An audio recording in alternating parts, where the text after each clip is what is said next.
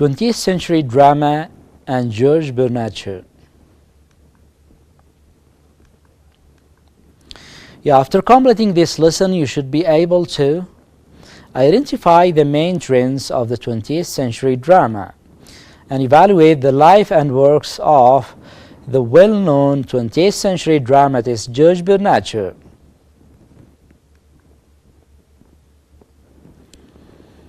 Well, having been introduced and getting acquainted with the 20th century poetry and novel, you will be introduced in this lesson to drama. Light will be cast here on the main trends of drama in the 20th century and on George Bernard Shaw as a landmark in the English theatre. And to warm up, you have to answer this. Have you heard of George Bernard Shaw? If yes, try to search for any of Shaw's funny quotes.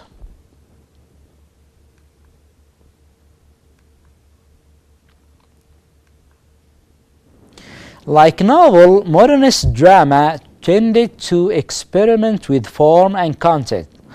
Mostly it was a comedy that casts light on contemporary dilemmas.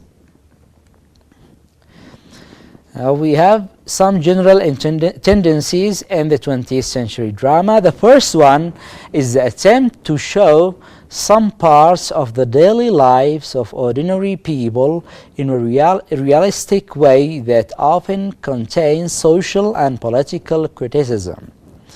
And an example of this tendency is George Bernard Shaw and Arnold Whisker.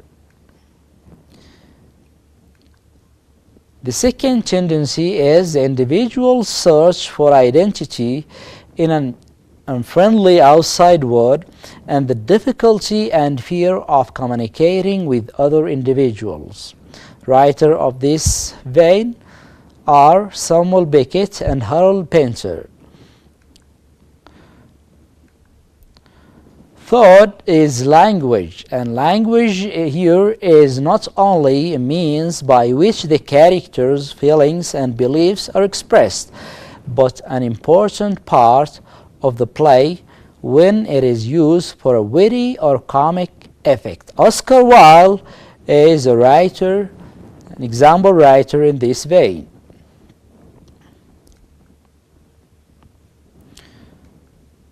Yes, Samuel Beckett. He was born in Ireland and spent his adult life in France. He was influenced by existentialist philosophy that stresses the man's meaningless existence.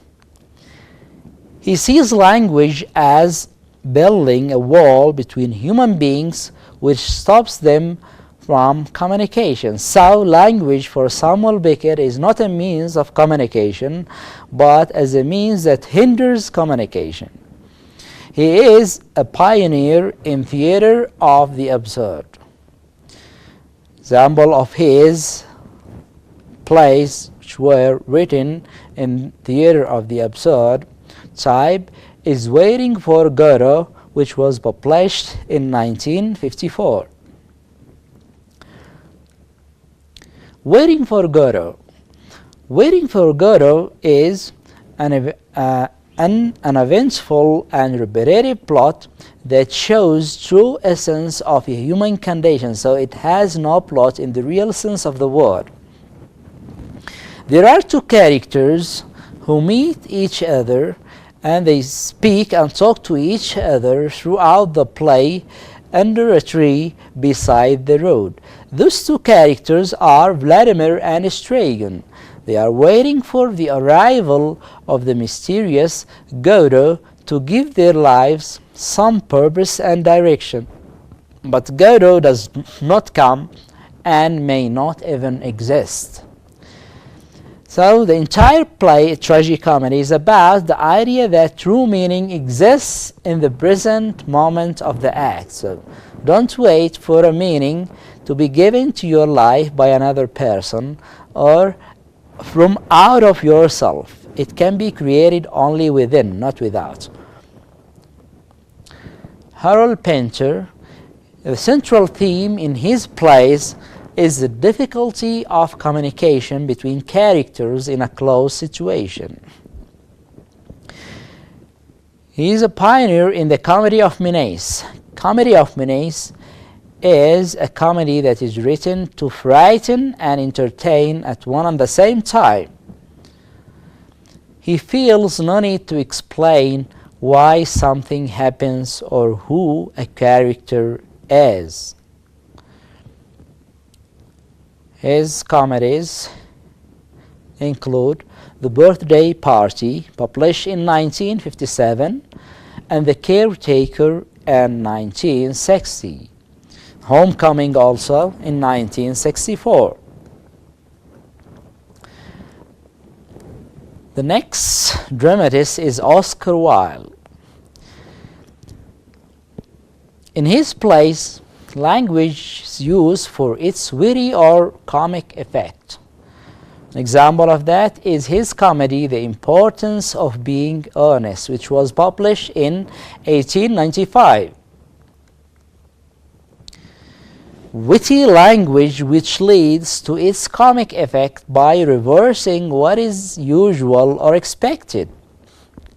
And the appearance of things and people are in contrast with each other, and these contrasts are expressed in language of great wit.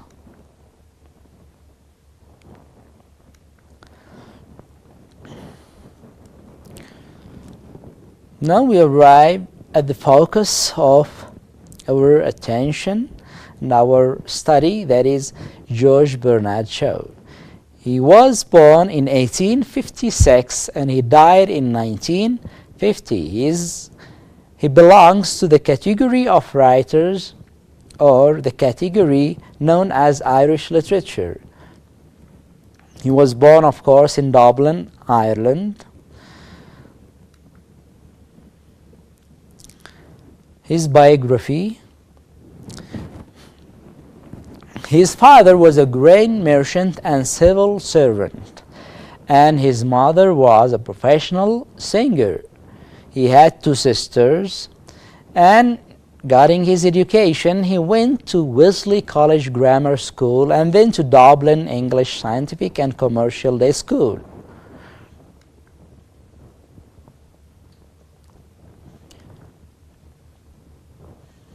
In 1876, he went to London to live with his mother after she and his father separated.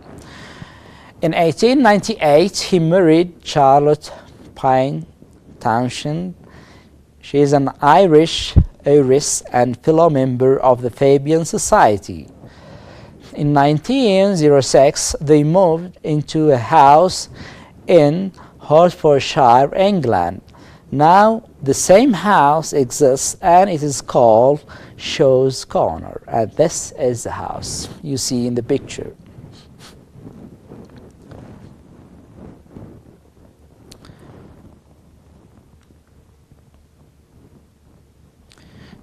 His ideas. The beginning is supposed to be a Christian, but later on he became a believer in the creative revolution, and then he became an atheist. That means he didn't believe in gods or religions. He waged criticism on religions that take the form of a cross or any other instrument of torture or symbol of blood sacrifice. His political ideas. Mainly he was a socialist, and he took after Henry George and thought of changing from capitalism to socialism. Later on, he became an active member of the Social Democratic Federation. He believes in the need to pass legislation aiming at equality, and he managed to be appointed as a local councillor to the London County Council as a progressive.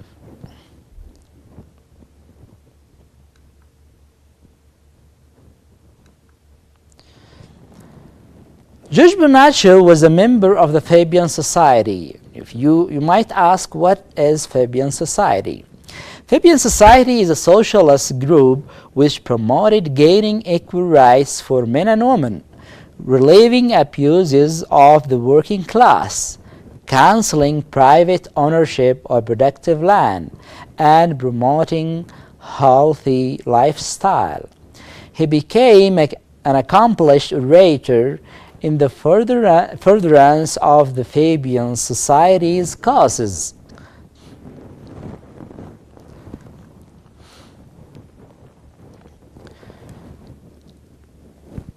He believes also in the philosophy of eugenics. This is a philosophy and alleged science for the improvement of human hereditary traits through manipulation of genes and reduction of reproduction of less desired people and traits.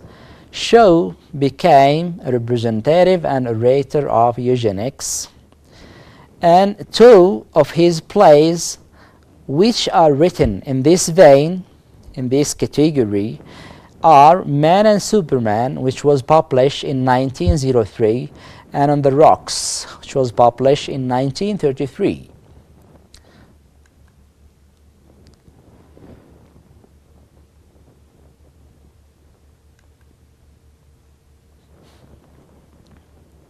His works comprised debates, novels, short stories, plays, essays, and musical criticism.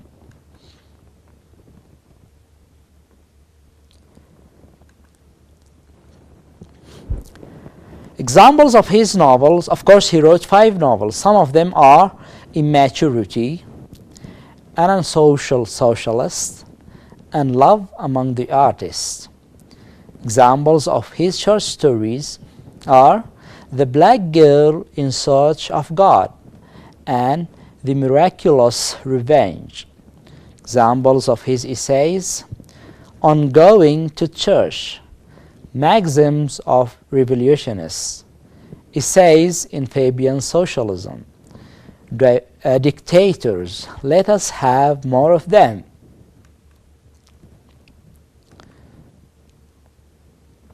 And he wrote about 63 plays. Most of them are comedies, and some of them are included in this list: Man and Superman, The Doctor's Dilemma, Getting Married, The Devil's Disciple, and Pygmalion, which was made into film entitled My Fair Lady. It is a prize winner. Arms and the Man. His style: his plays show on stage some parts of the daily lives of ordinary people in a realistic way that often contains social and political criticism. Shaw's plays face his audiences with new points of view and ways of looking at themselves as well as the society they lived in. The ethics of his plays are often shock and offense, so they share some elements with the comedy of menace. His style, again, saying and showing the opposite of what his audience expected, and that exactly what created shock the audience when they watched his plays. His play shows in various ways the workings of his theory of the life force. What is life force? Life force is a theory which was invented by him. It means the power that drives people to value life as a great gift and fight for a better world. So according to his life force theory, everyone, man or a woman, can be what he or she dreams of. So there is in his plays, or in his style, we have a mixture of serious topics and amusement. And we have also incisive humor.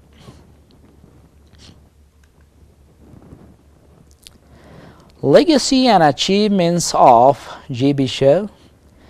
In phonetics, he created a new phonemic alphabet, which is called Shavian alphabet.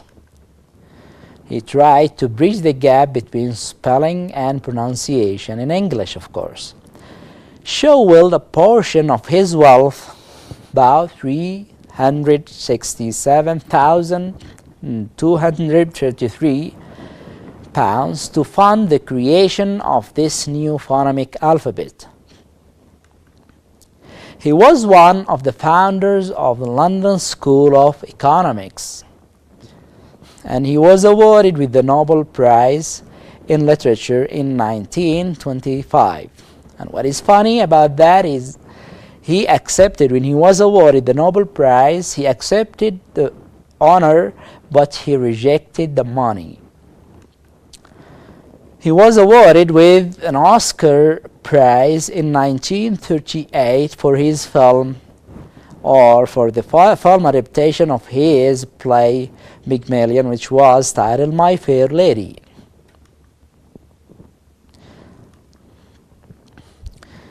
Some of his achievements and legacy as his ironic wit. The adjective Shavian was introduced into English referring to the witty observations such as his, when he says, "My way of joking is to tell the truth. It is the funniest joke in the world." He is the second greatest dramatist after Shakespeare in English, and he was a social reformist. He tried to reform society in such issues as education, marriage, religion, government, healthcare, and class privilege. Conclusion: you can now identify the main trends and dramatists of the 20th century drama. You can also delineate George Bernard Shaw as a modernist dramatist.